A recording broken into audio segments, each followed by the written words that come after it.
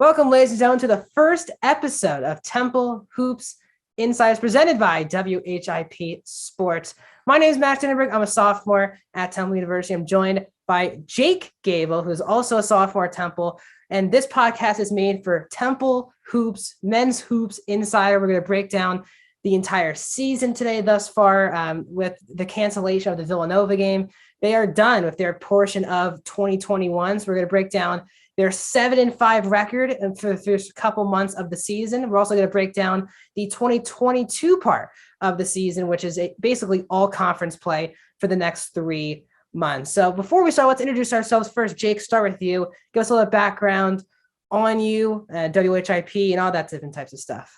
Well, I'm Jake Gabel. Like Max said, I am a sophomore here at Temple University, and currently I'm the beat writer for WHIP Radio for the men's team. So I've been to every home game and followed along with this team all season. Yeah, I mean, my name is Max Dinenberg. I'm sophomore as well at Temple. On the air, radio-wise, I think both of us are twice a week doing shows for WHIP Radio. If you're not familiar, also WHIP Radio is the student-run radio station for Temple that we're both a part of, both on air and off. As he said, he's a writer on air. I'm also on air and also pre-half post.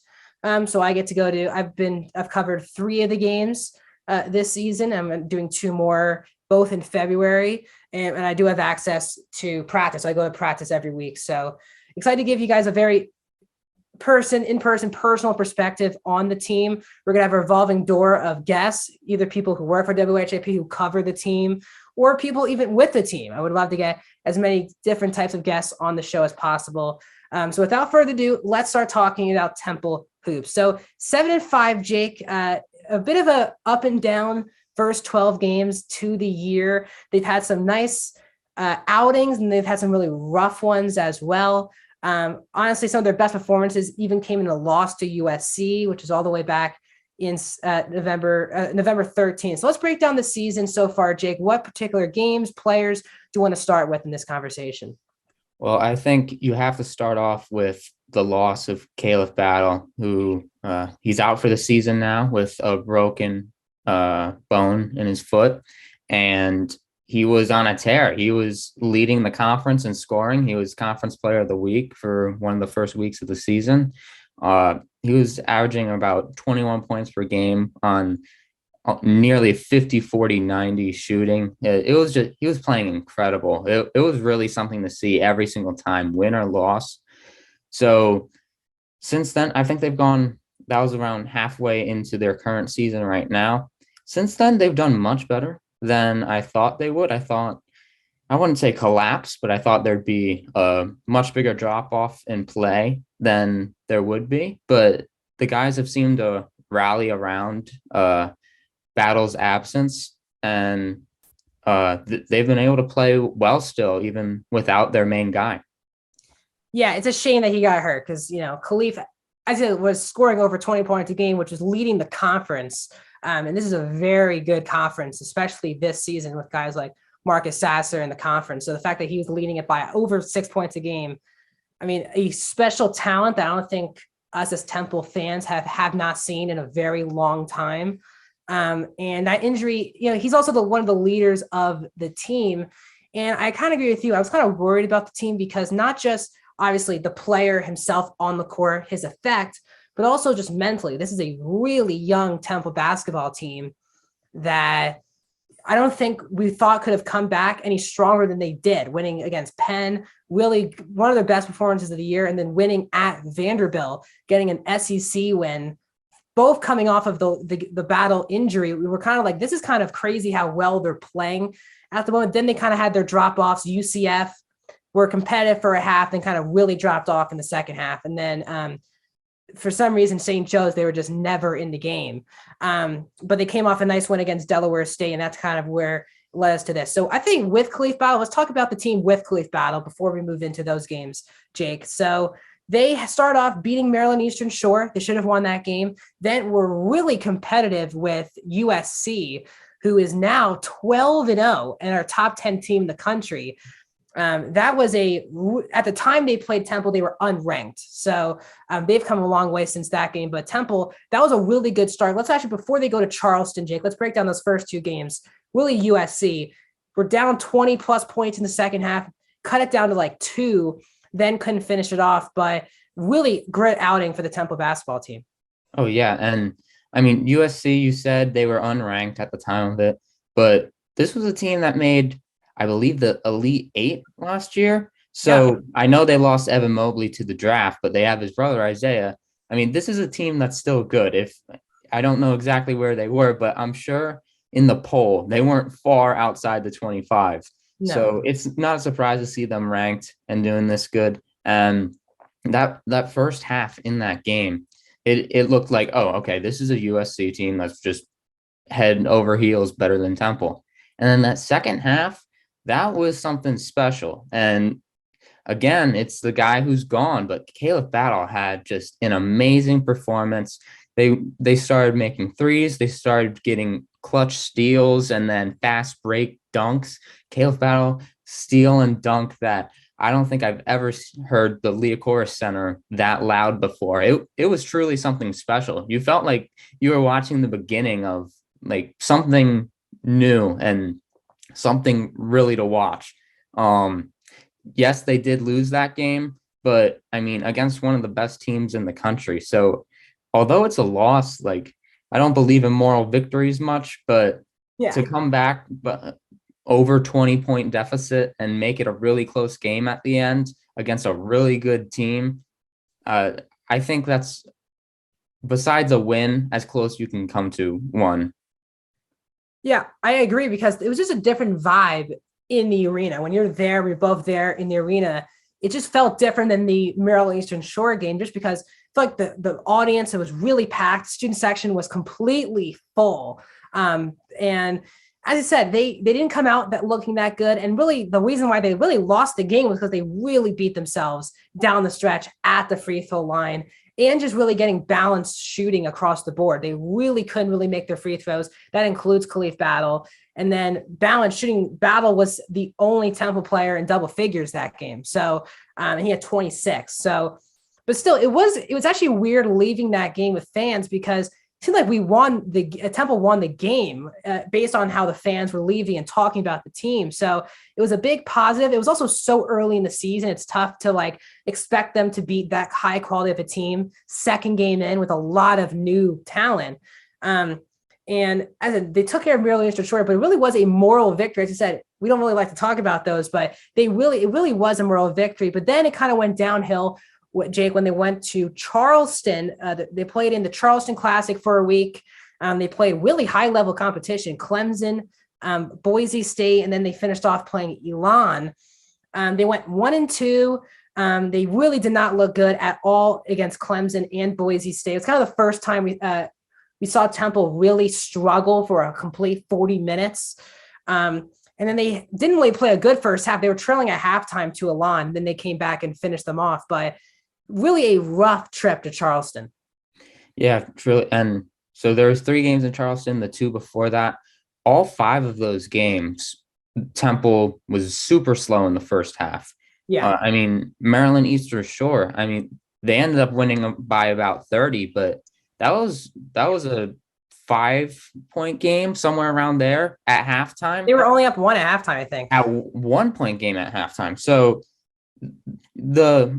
for the Clemson and Boise State game, it wasn't too crazy to see them losing, but you expected them to come back at least a little bit. But I think besides the Elon game, the Clemson and Boise State was as bad as you could have hoped as a Temple fan. It was just rough all around. I don't know if it was their first away game and first away game with fans in a good while too. So, I mean, those are good teams too, but definitely, I mean, I think USC is better than both of them. I mean, and obviously they were at home for the USC game, but yeah, just 2 really tough games. They got the win against Elon, but that's a game where, I mean, they should win. So it wasn't like, it didn't make it feel that much better. So there was definitely a sour taste in the mouths of Temple players and fans after that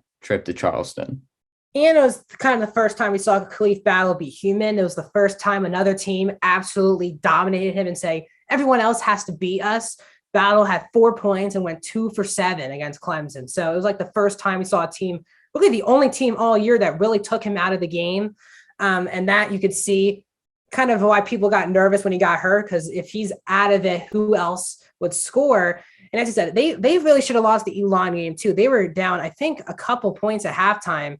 As I said, they just, when you play good teams, it's tough to get back from tough starts. Like the USC game, they were down by too much to make that big of a comeback.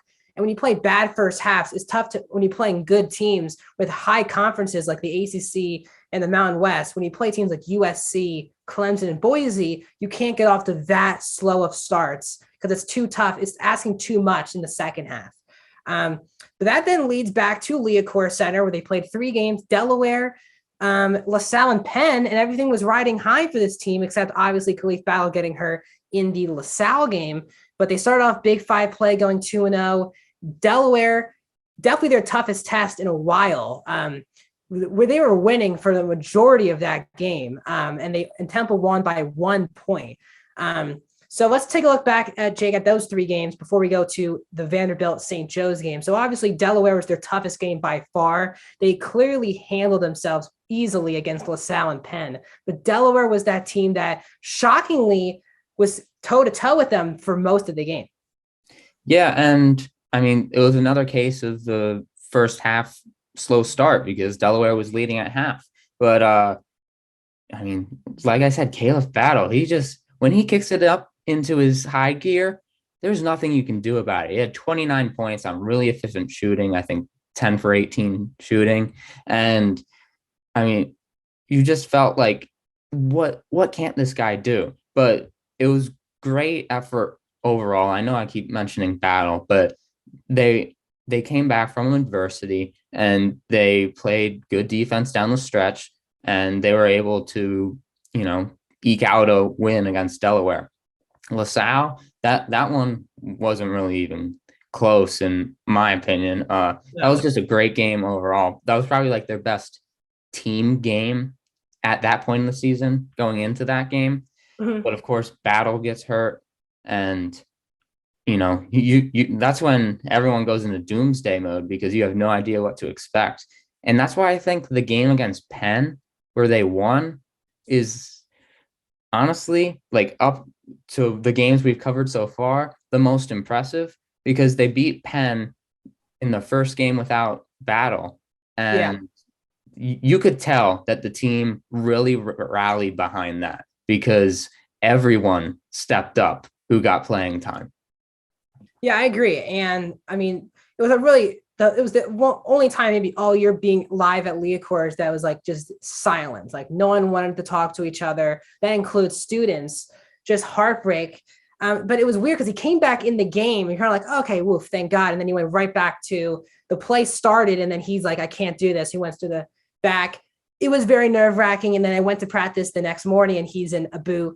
And Aaron McKee basically, Coach Aaron McKee tells the team before practice starts that he's done for the season. I couldn't obviously say that to publicly before the team, but it was just really heartbreaking. And then that led to the 2, I thought, hardest practices they've had all year. Really competitive. Aaron McKee being way tougher on his players than before. Really just intense, highly competitive practices that then led to a really good performance, as I said, against Penn, which was a really great team win, where I think that was Damian Dunn and Jake Forrester's best games of the season, and carried them to a win. But as I said, Delaware was a tough game. LaSalle, really, they handled themselves well, but they had to win those 3 games. Those are 3 must-win games against teams that you can tell are really struggling, especially LaSalle and Penn. Penn's at 3-10 right now, and LaSalle is at 5-5. So you had to handle business against those 2 teams. Well, let's transition to we talked about road games. These are their first official road games, not on a neutral site, like the Charleston Classic. They actually had to go to other teams' buildings. They played probably the game of the season, from my opinion, was the Vanderbilt game, where they basically were in control of that game, really from start to finish. But Scottie Pippen Jr. hit a 3, tied it, went to overtime.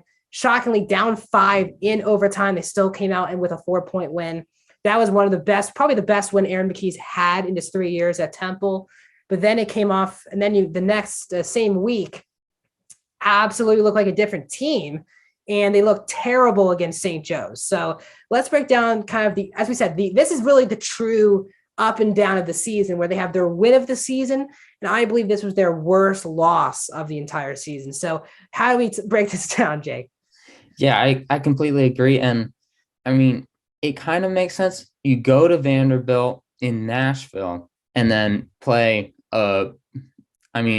they were a favored team, and you don't have your best player. You played one game without him, and you go in there and win in overtime. That's a huge win for the program. I mean, even if they had Battle, if they won down there, that would be a huge win. And to do it without him is just huge. And then I think they might have used up too much energy, or, got a little, I don't want to say cocky, but they were like, hey, we can beat Vanderbilt. We can definitely beat St. Joe's. And it didn't work for that game, in a game they definitely should have won. You look at that schedule and you're like, oh, okay, if someone's going to tell me that they win one and lose one, I'm definitely saying they beat St. Joe's and lose to Vanderbilt. Well, the opposite happened. And I think that's where, guys stepping up and staying consistent matters, because we talked about, the team rallying behind Battle, getting hurt. And that St. Joe's game really made me question, like, okay, was that just a couple of games? Like, oh, he's hurt. We got to win these games for him. And then after that, they go back to just playing just to play. And that's where I got scared, because I didn't know how they'd respond to that. So it was definitely a day and night experience for the team. It was, but I would say, coming from the Vanderbilt game, probably for the rest of the season to this point, they really struggled to score. I mean, massively have struggled to score. And the Vanderbilt game, the reason why they really hung in there is because Vanderbilt also couldn't make a shot as well. Even though the final score was 72-68, that game went to overtime. And there were 24 points total. So that was a very low scoring game. And that really catapulted them into only scoring 49 points against St. Joe's, which is not very good whatsoever. They were down 15 points at halftime, and they went minus 14 in the second half, which is why they lose by that much. So overall, I mean, the Vanderbilt game was such a high, and then this was such a low. I mean, watching it, it was a defeating watch, because they just didn't look like the same team from Tuesday, and this game was on Saturday. And also the Big Five feel, you think they would come out with a lot more energy. It was really deflating watching them play. They didn't have any sort of energy. And that then led to the loss to UCF, which was on the 15th. That was a home loss. They were really actually playing okay. It was again, just like we talked about earlier, the first half ended with Temple up 19-18. So again, Temple really struggled to score, but their defense has been probably my favorite part about their team this year. But they got destroyed. After only giving up 18 points in the first half, they gave up 47 in the second half and lose by 17 to start conference play. UCF is a really good team, but Temple's offense couldn't help them out. And then let's wrap up the season before we move on to the preview, is that they did destroy Delaware State, as we all thought they should. Delaware State's 2-11, so you would kind of hope they would get that win. But it was catapulted by a record-setting day for true freshman Zach Hicks, who had 35 points and a freshman record for tying his coach, Mark Macon, in points for a freshman, but then breaking the school record, making 10 threes. So, again, the UCF loss was deflating, but Zach Hicks has now lifted Temple's spirits heading into the new year. Oh, my gosh, that Zach Hicks game, I mean, that could be the highlight of the season, and that's not a bad thing at all, because that was truly something special to see. I know you see Delaware State and you're like, oh, okay. People don't realize, like, this, like, Zach Hicks is a freshman who came off the bench, and this was a really close game in the first half. Like, Zach Hicks, when he came in, he started to lead the Owls to pull away. The Owls starting unit was, neck and neck with Delaware State at the time. And once Zach Hicks got rolling, then, I mean, there was nothing Delaware State could have done. I mean, he truly won them that game. It's not like someone came in garbage time. Like, those were important points that he was making. Yeah. And, man, I mean, so everyone was gone for holiday break at that point, winter break. So, there weren't as many people in the stands for that game, at least in the student section.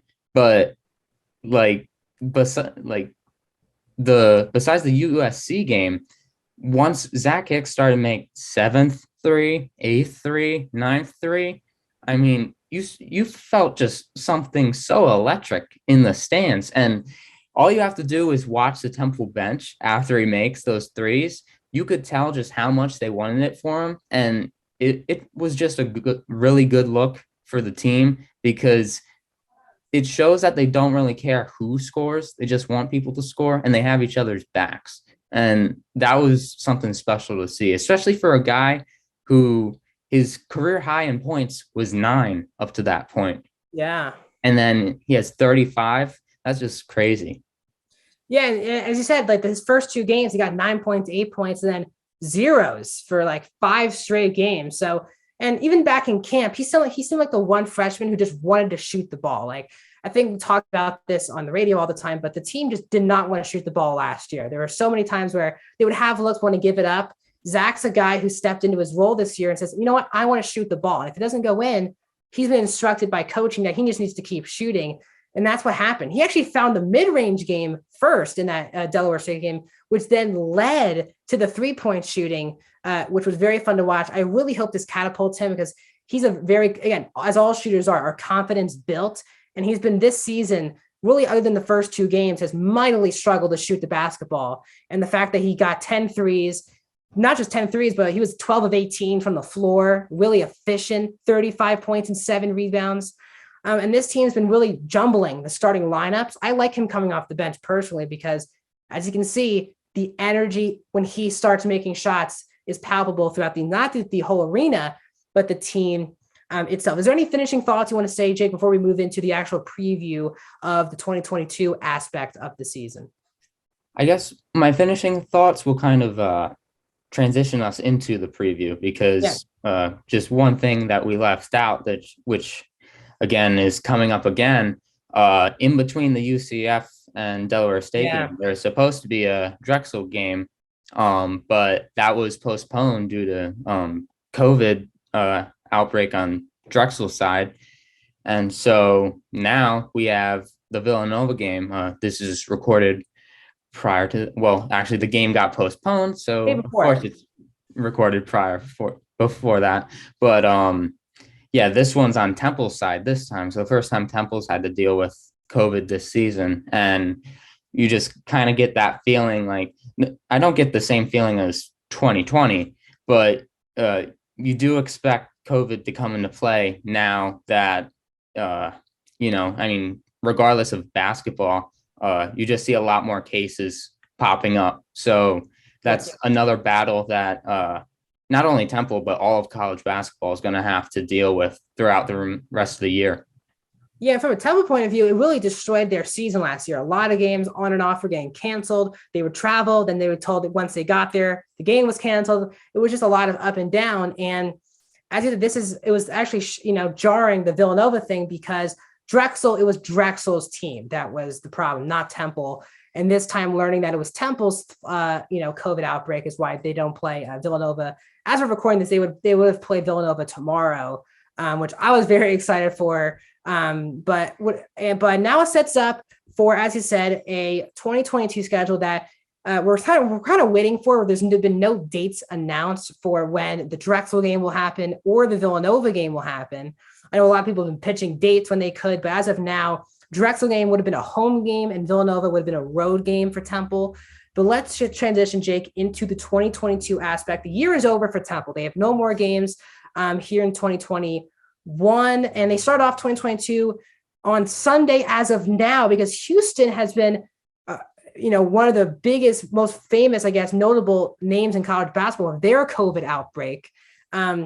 And there's big rumors going around that game against Temple now, with Temple having an outbreak and Houston already having one, that game might not happen. So it's kind of getting nerve-wracking of Temple not probably knowing what their next game is. As of now, if it's not Houston, it would be UCF again, January 5th in Central Florida. So this is a weird way to look to preview this season. If we were in maybe like a month ago, we would be talking about the second half of the season way differently. But now, because as you said, COVID is now a huge factor, not just in college basketball, not just in sports, but the world right now. Records are being set by the number of cases.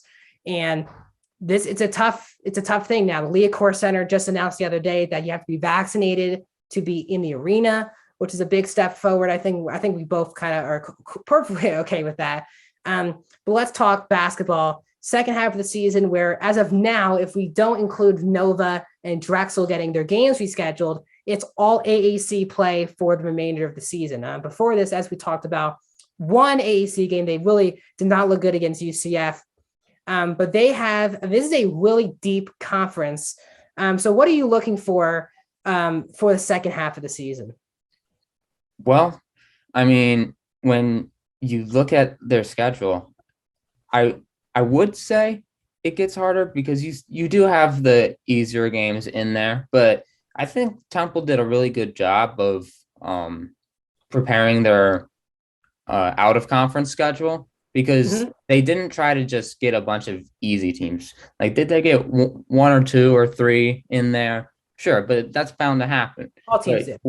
Yeah, once you schedule USC, one of the best teams in the country, and you almost beat them, I mean, like, you have played competition up to this, which I think is really important, because some teams you'll see start off the season, like, I'm not saying this about USC, but like start off 12-0, and then, they hit conference play and then they fall back to average. But I think Temple has dealt with this type of schedule so far. Now it's going to be every single game is tough, whereas maybe you'd go hard game, medium game, hard game, medium game. Now every game's going to be really hard, because, I mean, I know they're not technically a Power 5 conference, AAC, but in basketball especially, I put them in the same group, and that's not just my Temple talking, because this is a conference with Houston, who went to the Final Four. There's a conference with Memphis, who has had huge recruits go there in previous years, and this year they've got a lot of freshmen that have NBA potential. There's a lot of teams that can compete in this conference. So, I mean, I think the first couple of games, whether the Houston game happens and UCF and then ECU is the third game as of right now, I mean, I think those games could really tell how the Temple season is going to finish, how they play against tougher competition. Yeah, and also just physically too, because a lot of guys have been in much bigger roles. And I also think, as you said, the schedule, I think, was smart, having to face USC, Clemson, Boise State like consecutively. We're not getting an off day against UMES or LaSalle. You're actually getting good competition mixed in with Big Five rivalry. So you get the mixture of good competition, but you also get the mixture of competitiveness with a lot of chippiness. And I think that has set them up well. But as you said, this is a tough schedule out of the gate. They play Houston. If on schedule, Houston, UCF, Wichita State, Cincinnati, and SMU all in January. So it's tough, because you're playing these teams not just once, but twice for some teams. And the road and home, they really have strived at home, and you can tell that they sometimes can really struggle on the road if the crowd isn't feeding into their energy. But I said, if they actually do play that Houston game, let's say both teams are at full strength, except Houston now is without Marcus Sasser for, I think, he has the same injury as Battle.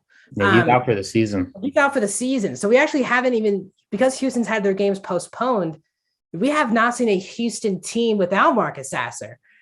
So if that happens and Temple plays Houston, it would be an interesting game, because both teams are playing without their the two best players in the entire conference, which is a real striking game. But as you said, going to UCF, I think, is a big test, in my opinion, like right off the gate, because they just did not look good against UCF in the second half of that game. They just didn't look competitive at all.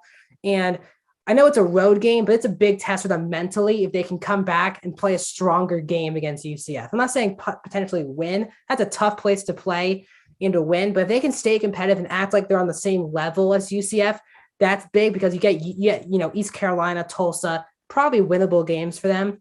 So if they can start off strong, competitiveness is there, they could really have a nice second half of the season.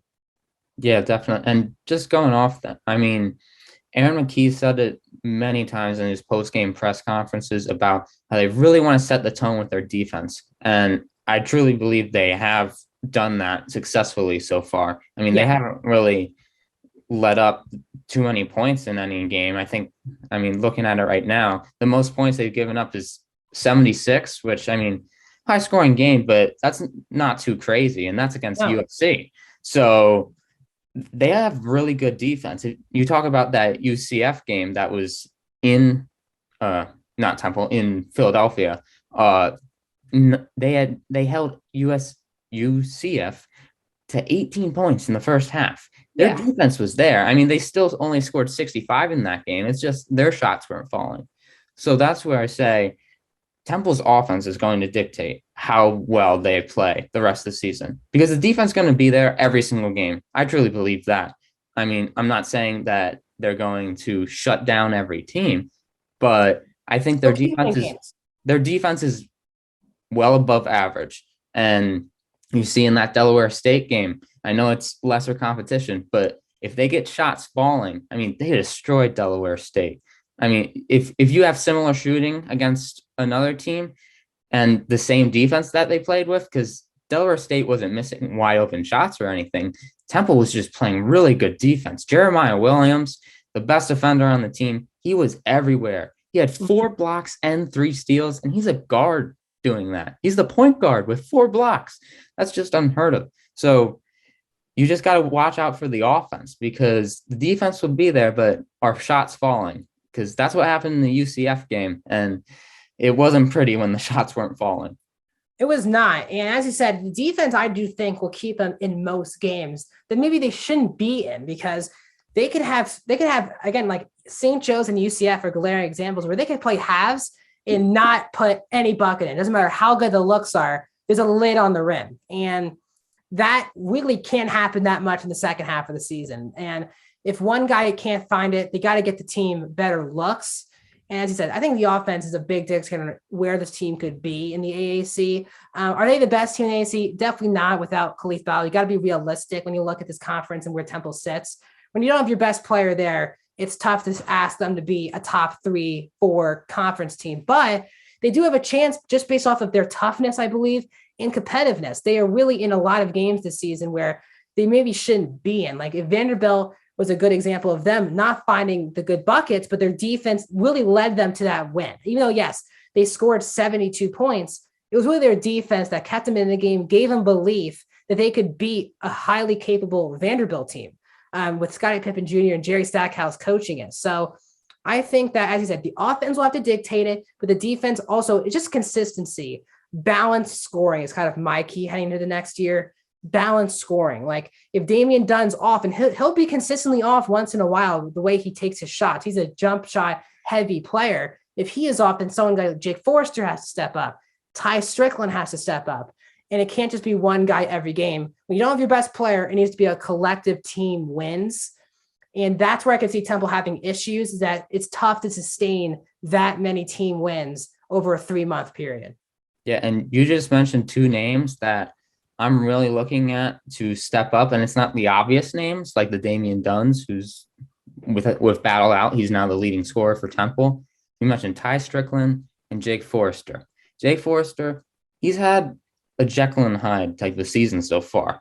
Up until the Penn game, which was about nearly 10 games into the season, he was having a really rough season. He was he was starting the games, but Nick Jourdain was kind of coming off the bench and soaking up most of the big man minutes.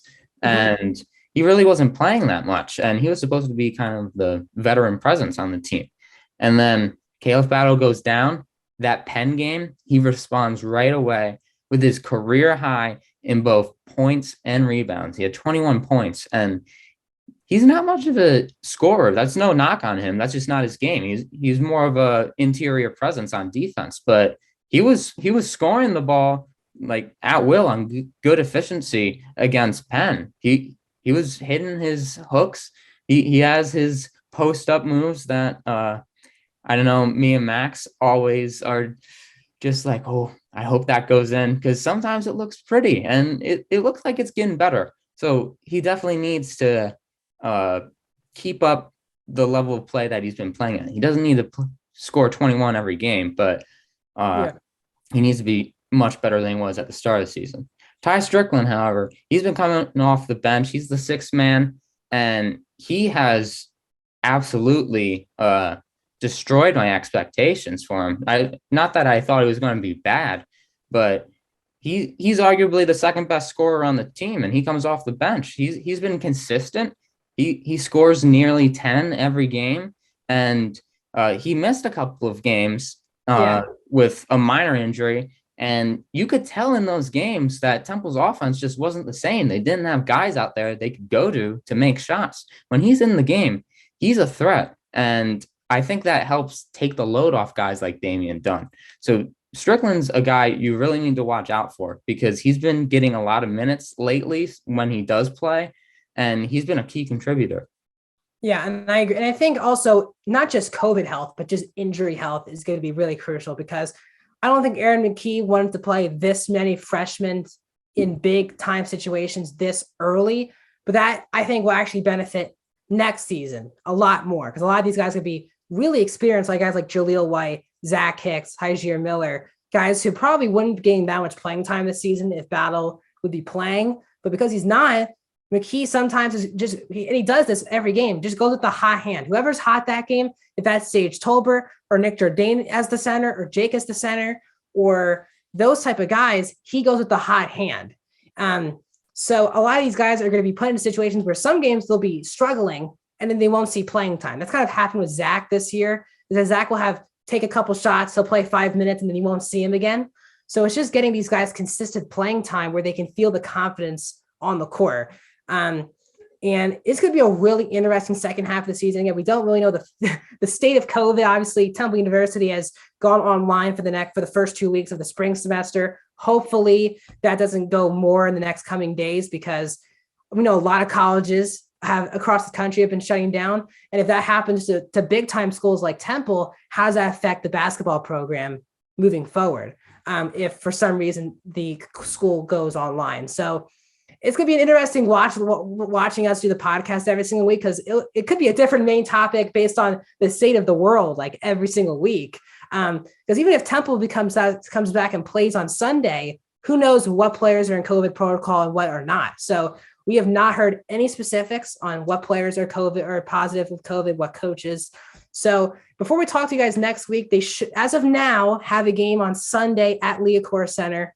That will be January 2nd against Houston, which would be their first game of the new year and their second AAC game of the year, which should leave up for a pretty interesting way to start the new year, as we just broke down how that could be a really crucial game into how Temple looks the remainder of the season. But they do have games against UCF. If we film next week on Tuesday, we should break down both the Houston game and also look forward that week, because UCF is on the 5th, which is a Wednesday, and East Carolina on Saturday. So there's a lot to talk about. We're also going to be in person, hopefully in 2 weeks. We can do this podcast in person. But I want to thank everyone for joining us on this first episode here of our new podcast, WHIP Presents Temple Hoops Insiders. Jake, where can they find you on social media? You can find me, Jake Gabel 6, on Twitter and Instagram. And you also follow him on WHIP Radio, the website, because he'll have a lot of stories up covering the team. When we get back in person, he'll be writing about the team. You can follow me on Twitter, Instagram, at Dinenberg Max. D and M are capitalized on Twitter, at Max Dinenberg, straight across the board on Instagram. We'll be back every single week until the end of the season, breaking down Temple Hoops Insiders. We're going to hopefully get some more guests in the coming weeks, especially when we get back in person and get to see everyone from the department. But still, iHeartRadio, search up WHIP Radio. You'll be getting full 5 days a week coverage from the sports department starting in 2 weeks, as well as game coverage, including me on pre-half and post. We'll be giving you play-by-play in color of the games and pre-half post of the Temple basketball games, all of their home games. We'll be giving you that coverage as well. So thank you so much for joining us on the first episode. Also, if you're watching this on YouTube, please subscribe to our new channel. That's the best way. Share the video with all your Temple fans. Like the video, that support us the best way. And then on podcast, if you're listening to us via audio, thank you. And also give us a rating. If you're listening on Apple, Spotify, any of those type of things, give us a rating. That helps more people check out the podcast. So thank you guys so much, and we'll see you guys soon.